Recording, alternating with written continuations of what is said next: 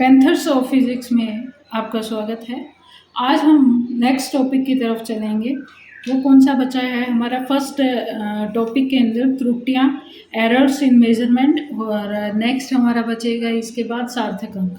इन दोनों से कभी कभार क्वेश्चन पूछ लेते हैं। मेनली ये सेकंड ग्रेड के लिए इम्पोर्टेंट है। फर्स्ट ग्रेड में बहुत कम चांसेस होते हैं कि पूछे, या तो पूछेगा तो त्रुटि एरर के ऊपर पूछता है, परसेंटेज एरर के ऊपर पूछता है। ठीक है, तो इसकी एक दो प्रॉब्लम्स भी हम नेक्स्ट लेक्चर के अंदर करेंगे, लेकिन आज हम केवल इसकी थ्योरी करेंगे। ठीक है, तो मेनली ये सेकंड ग्रेड के लिए इम्पोर्टेंट टॉपिक है। कौन सा? त्रुटियां और सार्थक अंक। फर्स्ट ग्रेड के लिए वो बस एक बार गो थ्रू हो जाए ताकि त्रुटियों का कोई क्वेश्चन आए तो वो अटेम्प्ट कर सकें। ठीक है, तो मापन के परिणामों में कुछ ना कुछ कमी रह जाती है। जब हम कोई एक्सपेरिमेंट करते हैं ना कोई उसके अंदर कमी रहती है। जैसे हम लोग खाना बनाते हैं तो भी कोई ना कोई छोटी मोटी कमी रह ही जाती है। ठीक है, तो उसी की अनिश्चितता रह जाती है ना, जो उसी को हम बोलते हैं त्रुटि। मतलब कि कुछ परसेंटेज त्रुटि हो सकती है, या फिर एरर जो है छोटा सा एरर रह जाए कहीं पे, तो वो क्या कहलाती है? हमारे पास त्रुटि कहलाती है। अब त्रुटि या अनिश्चितता है जो माप के अंदर, इसको हम दो तरीके से नापते हैं। कौन सी? एक तो यथार्थता और दूसरी परिशुद्धता। यथार्थता का मतलब ये है कि ट्रू या रियल वैल्यू मापित मान वास्तविक मान के कितना निकट है। मतलब कि मैंने जो एक्सपेरिमेंटल वैल्यू ली है, या फिर मैंने मान लीजिए दूध का वेट किया है तो वो कितना है, 5 किलो है या 6 किलो है। ठीक है, और मेरा जो बर्तन है उसका वेट कितना है। ठीक है, तो वास्तविक मान के कितना निकट है। हाँ जी, तो मापित मान या वास्तविक मान के कितना निकट है, हमें सबसे पहली बात तो ये देखनी होती है। तो जितना निकट होता है उसकी त्रुटि उसी हिसाब से हम लोग कैलकुलेट करते हैं। उसके बाद में आती है प्रिसीजन वैल्यू या एक्यूरेसी, या फिर जिसको बोलते हैं परिशुद्धता। ठीक है, दूसरी त्रुटि हम किसके अकॉर्डिंग नापते हैं? परिशुद्धता के अकॉर्डिंग। ठीक है, तो मापित मान किस विभेदन या सीमा तक मापा गया है। मतलब कि कोई एक लिमिट होती है ना, जैसे मान लीजिए कोई आपने वेट मशीन ली। ठीक है, उसकी जैसे वो 10 ग्राम तक ही नाप सकता हो। ठीक है, वो मैक्सिमम होगी, और मिनिमम जैसे वो 1 ग्राम से लेके 10 ग्राम तक नाप सकता हो, 1 ग्राम से लेके 10 ग्राम तक नाप सकता हो। तो ये इसकी एक लिमिट हो गई। ठीक है, तो 1 ग्राम मिनिमम, 10 ग्राम मैक्सिमम हो गई। ठीक है, तो वो इस रेंज को एक्यूरेसी रेंज या फिर परिशुद्धता बोलते हैं। तो मापक यंत्रों की विभेदन या लिमिट, ये जो यथार्थता है वो किसके ऊपर डिपेंड करती है भाई? इनकी जो विभेदन क्षमता होती है उसके ऊपर डिपेंड करती है। ठीक है, जैसे कि लंबाई का वास्तविक मान, मैंने एक एग्जांपल लिया यहाँ पे।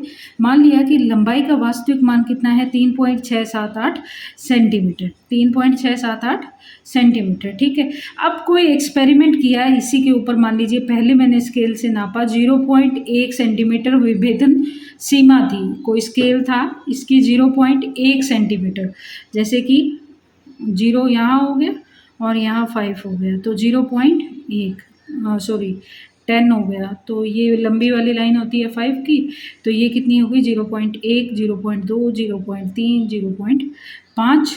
ठीक है, इस तरह से बोल रहे हैं। ठीक है, तो वही बात यहाँ पे है, कोई विभेदन सीमा इसकी अगर 0.1 सेंटीमीटर है, और तो रिजल्ट मेरे पास क्या आ जाएगा? इसमें 0.1 मैंने जोड़ दिया तो कितना आया माइनस कर दिया, तो मेरे पास ये जो नाप सकता है वो कहाँ तक नाप सकता है? 3.5 सेंटीमीटर तक। तो ये क्या है? रियल वैल्यू के ज़्यादा नज़दीक है।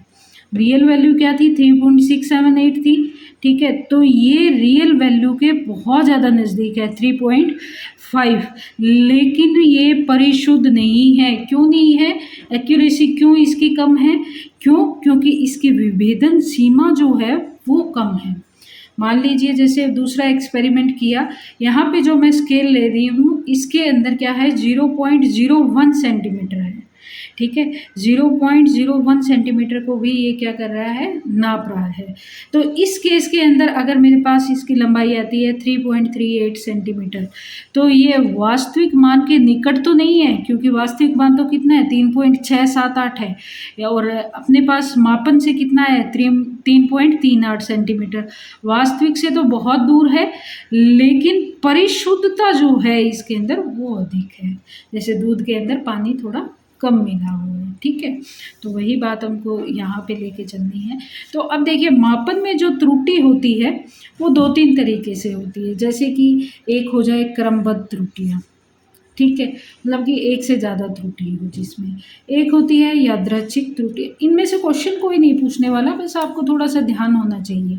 क्रमबद्ध त्रुटियाँ मतलब कि या तो वो एक पॉजिटिव डायरेक्शन में चल सकती है या फिर वो नेगेटिव डायरेक्शन में चल सकती है, दोनों में से किसी भी डायरेक्शन में हो सकती है, लेकिन होगी एक टाइम पे एक ही दिशा में।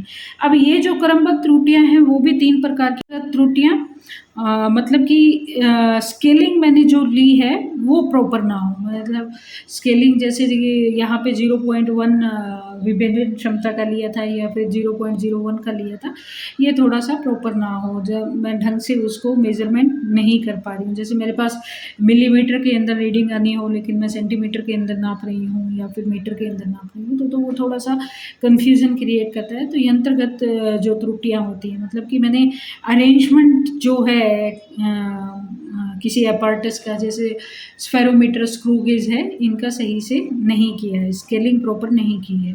उसके बाद में एक्सपेरिमेंटल टेक्निक, मतलब कि मेरे को एक्सपेरिमेंट के अंदर कुछ कमी रह रही है, ठीक है, जैसे कि एक लेवलिंग में नहीं है वो, इस तरह की कुछ त्रुटियाँ होती है वो हो। जैसे आप स्फेरोमीटर रखते हो 3 टाँगों के ऊपर, आप किसी लेंस के ऊपर रखते हो, अगर आपको ध्यान हो तो इस तरह का कुछ होता है, ठीक है। तो ये एक लेंस के ऊपर हम इस तरह से रखते हैं, तो ये एक लेवल के अंदर ना हो, या फिर स्क्रू गेज है जो आपने ज़्यादा निकाल दिया हो, चूड़ी अंतराल वगैरह, वो ऐसा कुछ अपूर्णता हो, मतलब कहीं ना कहीं आप उसमें गलती कर रहे हो। अब दूसरी आती है व्यक्तिगत त्रुटि, मतलब कि आप एक्सपेरिमेंटल सेटअप आपने जो है वो सही नहीं किया है, ठीक है, तो वो उसके कारण आती है। अब आती है यादृच्छिक त्रुटियाँ, यहाँ पे क्या होती है, वो अनियमित रूप से आती है ना, जैसे एक बार तो रीडिंग आ गई मेरी 10 सेंटीमीटर, दूसरी बार एकदम से मेरी 1 सेंटीमीटर रीडिंग आ गई, तो ये जो होता है ना अनियमित रूप से त्रुटि, वो होती है। और ये मैक्सिमम जो होता है, हम लोग जब कैलकुलेशन करते हैं, आपने छोटी क्लासेस में देखा भी होगा, अल्पतमांक या लीस्ट काउंट के अंदर ये सबसे ज़्यादा गलती होती है, ठीक है। उसके बाद में आती है त्रुटियों के प्रकार, मतलब कि त्रुटियों के प्रकार, या फिर हमें अगर निकालनी हो, जैसे कि आपसे कोई क्वेश्चन दे दिया जाए और उसमें पूछा जाए, इसके क्वेश्चन या प्रॉब्लम हम करेंगे, एक स्पेशल लेक्चर करेंगे उसका, ठीक है, उसके अंदर हम इसको डिस्कस करेंगे। तो त्रुटि जो होती है 3 प्रकार की होती है, निरपेक्ष त्रुटि, अंतिम माध्य या निरपेक्ष त्रुटि, या फिर प्रतिशत त्रुटि या अपेक्षित त्रुटि। जो मैक्सिमम क्वेश्चन पूछे जाते हैं वो प्रतिशत त्रुटि के ऊपर पूछे जाते हैं, या फिर अप्रॉक्सीमेशन एरर या फिर परसेंटेज एरर के ऊपर मैक्सिमम क्वेश्चन पूछे जाते हैं। तो सेकंड ग्रेड स्टूडेंट और फर्स्ट ग्रेड स्टूडेंट्स, ये इम्पोर्टेंट है आपके लिए, थोड़ा सा ध्यान में रखोगे तो बहुत ईजी क्वेश्चन है, वो बहुत ईजिली अटैम्प्ट हो जाएगा। तो सबसे पहले हम बात करते हैं निरपेक्ष त्रुटि या फिर एब्सोल्यूट एरर की। मेन सीधी सी बात ये है, एब्सोल्यूट एरर मतलब कि रीडिंग के अंदर कहीं ना कहीं हमें गलती मिल रही है। जैसे कि मैंने एक एक्सपेरिमेंट लिया और इसकी रीडिंग जो है मेरे को मिल रही है A1, A2, A3, AN। कोई भी एक्सपेरिमेंट है XYZ, कोई भी सरल लोलक का ले लीजिए, कैसा भी ले लीजिए, ठीक है, उसके अंदर जो मेरे पास रीडिंग्स आई है A1, A2, A3 और AN तक, ठीक है। हाँ जी, तो हमने कोई एक्सपेरिमेंट किया हो जिसकी रीडिंग आ रही हो A1, A2, A3, AN, कुछ भी आ सकती है, सेंटीमीटर, मीटर में जो भी है, ठीक है। तो उनका डिफरेंस जो होता है, मतलब कि डिफरेंस ऑफ वास्तविक माप, ये वह मापन करता है कि व्यक्तिगत माप का अंतर, मतलब कि डिफरेंस किसका निकालना है। जो मेरे पास, जैसे कि मैंने दूध लिया 5 किलो, ठीक है, दूध वाले ने मेरे को 5 किलो दूध दिया और मैंने नापा 3 बार। एक बार मेरे पास निकला 4.5, एक बार निकला 4.6, एक बार निकल गया 4.7, 3 बार नापा, तो ये अलग अलग वेट निकले मेरे पास। और 5 केजी जो था उसने मेरे को वास्तविक दिया, मैं मान के ये चल रही थी, ठीक है। तो अब इन दोनों का जो अंतर होगा ना, वही हमारे पास क्या आ जाएगी, जिसका मीन वो एक त्रुटि होगी, ठीक है। माप का जो अंतर होगा वही हमारी त्रुटि होगी। जैसे देखिए ए मीन वैल्यू जो है वो उसके बराबर होगी। जैसे मीन वैल्यू हम कैसे निकालेंगे, A1 A2 A3 और AN, तीनों चारों का जितनी भी हमने रीडिंग्स ली है सबका हम प्लस कर देंगे और जितनी बार हम ले रहे हैं उससे हम डिवाइड कर देंगे। मतलब कि मीन वैल्यू जो होगी, रीडिंग्स की जो मीन वैल्यू होगी वो इस अंतर के बराबर होगी। सिंपल है, ठीक है। A mean A1 plus A2 A3 plus AN and so on upon में n नंबर ऑफ रीडिंग्स या फिर नंबर ऑफ अटेम्प्ट्स जिसको हम बोलते हैं। तो ये क्या है, ए मीन जो है मेरे पास एक तरीके से वास्तविक मान है, मतलब कि 5 किलो है। वास्तविक मान क्या है, ए मीन। वास्तविक मान क्या है, ए मीन। ये प्रेक्षित राशि n जितनी बार हमने प्रेक्षित किया है। तो अब मेरे पास जो एब्सोल्यूट एरर आएगा, जो मैंने यहाँ बोला था कि 5 किलो दूध मैंने लिया और मैंने जो 3 रीडिंग ली वो इस तरह से ली। तो अब एब्सोल्यूट एरर फर्स्ट रीडिंग के अंदर कितना आएगा, delta A1 is equal to A1 minus A mean, ठीक है। A1 minus A mean. A1 कितना है, जैसे 4.5 माइनस ए मीन कितना है 5, ठीक है। तो इस तरह से -0.5 हमारा आ गया। जरूरी नहीं है कि ये बड़ा हो या ये छोटा हो, क्योंकि आगे हम इसके अंदर मोड ही लगाने वाले हैं, ठीक है। तो डेल्टा A2 कितना आ गया, ये आ गया A2 minus A mean. Delta AN कितना आ गया, AN माइनस ए मीन। अब देखिए नेगेटिव तो आ सकता है मेरे पास, यहाँ वैल्यू आ सकती है नेगेटिव, लेकिन हमेशा ये जो त्रुटि है एब्सोल्यूट एरर, ये हमेशा ध्यान में रखिएगा, इसको हमेशा हम ऑलवेज पॉजिटिव लेते हैं। आप चाहे मोड लगा के पॉजिटिव कीजिए, कैसे ही कीजिए, ये वैल्यू हमारे पास हमेशा पॉजिटिव होती है। कौन सी, एब्सोल्यूट एरर की। एब्सोल्यूट एरर हमेशा पॉजिटिव होता है, चाहे यहाँ पे मेरे पास नेगेटिव वैल्यू आए, ठीक है। अब उसके बाद सेकंड में आते हैं हम लोग अंतिम या माध्य निरपेक्ष त्रुटि, ठीक है। फाइनल एब्सोल्यूट एरर या फिर एब्सोल्यूट मीन एरर भी इसको बोलते हैं। हमें सिंपल सा क्या करना है, यहाँ से जो हमने मीन निकाला था डेल्टा ए मीन, इसका हम लोग मोड कर देंगे। जैसे कि ये निकाला था ना डेल्टा A1, इसका मोड डेल्टा A1 का मोड प्लस डेल्टा A2 का मोड, सबको जोड़ देंगे। उसके बाद नंबर ऑफ अटेम्प्ट से हम लोग क्या कर देंगे, इसको डिवाइड कर देंगे। यहाँ पे किससे किया था बेटा, यहाँ पे हमने किया था A1 A2 A3, जो हमने प्रेक्षण किया था, जो हमने रीडिंग ली थी उससे के अंदर नंबर ऑफ अटेम्प्ट्स को किया था। और यहाँ पे हम किसका कर रहे हैं, ये हमने त्रुटि निकाली है, ये चीज़ ध्यान में रखिएगा, ठीक है। अंतिम या माध्य निरपेक्ष त्रुटि होती है, उसमें त्रुटि का एवरेज होता है और इसके अंदर क्या होता है, हमारी रीडिंग्स का हम लोग निकालते हैं, रीडिंग से हम लोग एरर निकालते हैं, ठीक है। तो यहाँ पे मैंने त्रुटि को लिया जो यहाँ पे निकाली थी एब्सोल्यूट एरर डेल्टा A, ठीक है। तो अगर मैं कोई सिंगल वैल्यू लेती हूँ, कोई भी सिंगल वैल्यू ले लेते हैं, तो उसकी जो वैल्यू है वो ए मीन प्लस माइनस डेल्टा ए मीन की तरफ चलती है। ए मीन मीन्स ये वाली, ठीक है। ए मीन्स मतलब ये वाली रीडिंग्स के लिए जो निकालते हैं, और डेल्टा ए मीन कौन सी है, त्रुटि के लिए जो हमने निकाली है, कौन सी, ये वाली, ठीक है, जो अंतिम निकाली है। तो हम अगर कोई सिंगल वैल्यू लेते हैं तो वो इन दोनों के बीच में रहती है। जैसे कि मैंने सिंगल वैल्यू ले ली A, ठीक है। तो इसका मान जो है A mean plus delta A mean और ए मीन माइनस डेल्टा ए मीन के बराबर बीच में होगा, ठीक है। इसकी रेंज इतनी होगी। अब नेक्स्ट आते हैं और इम्पोर्टेंट जिसके ऊपर क्वेश्चन आते हैं, हम लोग इसको डिस्कस भी करेंगे, वो है अप्रोक्सीमेशन एरर या फिर परसेंटेज एरर, जिसको कि हम डेल्टा ए से डिनोट करते हैं। ये डेल्टा ए क्या होता है, डेल्टा ए मीन त्रुटि जो यहाँ पे हमने निकाली थी, डेल्टा ए मीन अंतिम या माध्य निरपेक्ष त्रुटि, ठीक है। माध्य त्रुटि के अंदर माध्य, त्रुटि का माध्य याद रखिएगा, त्रुटि का माध्य, त्रुटि का माध्य अपॉन में ए मीन, अपॉन में ए मीन, त्रुटि का नहीं वैल्यूज का, रीडिंग का माध्य, ठीक है। एन ऊपर नीचे एन आएगा वो तो कट ही जाएगा, ठीक है, बाकी हमें इससे कोई मतलब नहीं है। हम तो सीधा इतना याद रखना है कि परसेंटेज एरर क्या है, डेल्टा ए मीन त्रुटि का माध्य और अपॉन में ए मीन रीडिंग का माध्य, ठीक है। और इसको अगर 100 से मल्टीप्लाई कर देते हैं तो ये क्या आ जाएगा, परसेंटेज एरर डेल्टा ए, ठीक है। तो यहाँ पे हमारी त्रुटि जो है वो ख़त्म होती है। अब उसके बाद जो त्रुटि की डेफिनेशन है वो यहाँ पे ख़त्म होती है। अब देखिए, त्रुटि तो हमने देख लिया, लेकिन अगर मापन के अंदर त्रुटि हो रही है तो हमारी जो नेक्स्ट राशि हमें व्युत्पन्न राशि जो मिलेगी, डिराइव्ड होके जो आएगी, वो भी क्या होगी, एरर के साथ होगी। तो देखिए, अगर मेरे पास घनत्व है, फॉर एग्जांपल अगर मैं घनत्व की बात करूं तो घनत्व द्रव्यमान बटा आयतन होता है।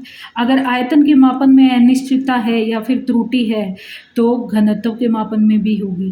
द्रव्यमान के मापन में अगर त्रुटि है तो घनत्व के भी होगी, ठीक है। तो इसी चीज़ को ध्यान में रखते हुए हमने क्या किया, कुछ गणितीय संक्रियाएँ की। मतलब कि गणित की जब हम बात करते हैं या मैथमेटिक्स की बात करते हैं तो नॉर्मली हमारे पास दो चीज़ें आती हैं, या तो एडिशन सब्सट्रैक्शन होगा और या फिर होगा मल्टीप्लिकेशन और डिवाइड, ठीक है। ये दो चीज़ें या फिर दो घटनाएं हमारे पास होती है, हम अगर बोलें तो पहले हम बात कर लेते हैं एडिशन और सब्सट्रैक्शन की। मतलब कि हम एरर को जोड़ रहे हैं या घटा रहे हैं तो क्या फ़र्क पड़ता है, ठीक है, जिसको कि संकलन या व्यवकलन त्रुटि भी बोलते हैं। जैसे कि कोई एक मेजर्ड वैल्यू थी मेरे पास ए और बी, ठीक है। इस मेजर्ड वैल्यू ए के अंदर त्रुटि कितनी है, डेल्टा ए है। तो टोटल मेरे पास कितना आ गया, ए प्लस माइनस डेल्टा ए। इसी तरह बी के जो वैल्यू आ गई मेरे पास वो कितनी आई, B plus minus delta B.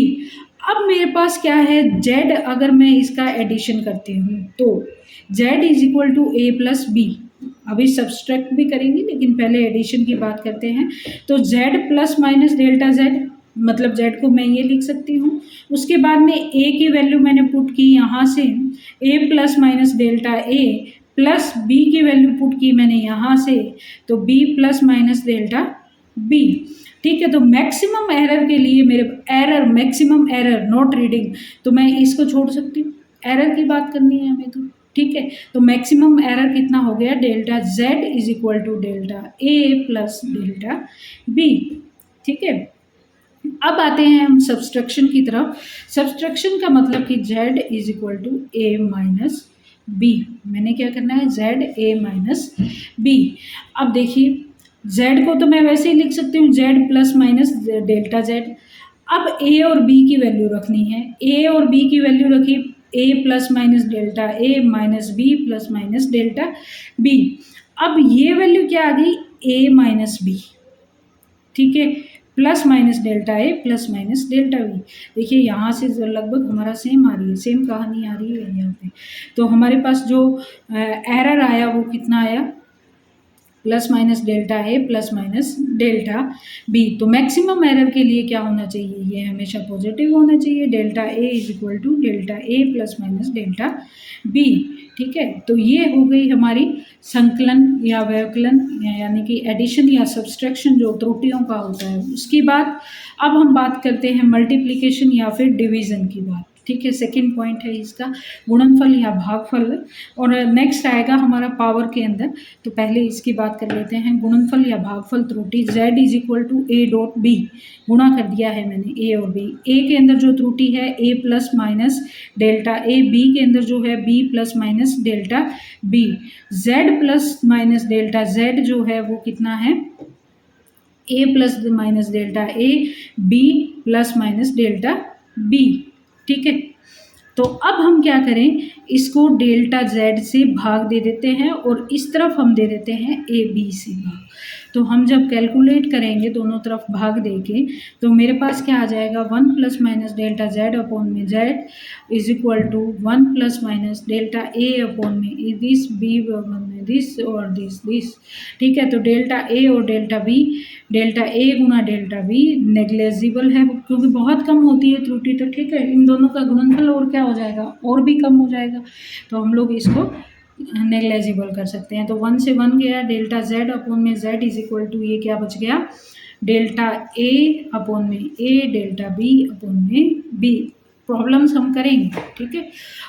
घातों, अब अगर घातों के रूप में हमें त्रुटि को लिखना हो तो कैसे लिखेंगे, let z is equal to A square, ठीक है, डेल्टा z अपॉन में z, डेल्टा a अपॉन में a, डेल्टा a अपॉन में a इज इक्वल टू क्या आ जाएगा, 2 डेल्टा a अपॉन में a।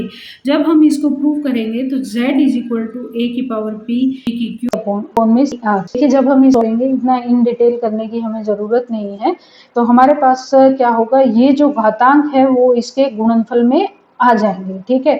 तो a है तो डेल्टा a बाई a से रिप्लेस हो गया और इसकी घात जो है वो इसके गुणांक में आ गई, plus q delta b by b है इसके गुणांक में आ गई, प्लस r बाई c इसके गुणांक, ठीक है। तो एक एग्जाम्पल देते हैं, z बराबर a4 b की पावर 1/3 c d 3/2, ठीक है। तो डेल्टा z ओवर में z और ये जो घात है इसके गुणनफल में आ गई 4 गुना delta a by a plus 1/3 delta b by b plus delta c by c plus 3/2 delta d by d।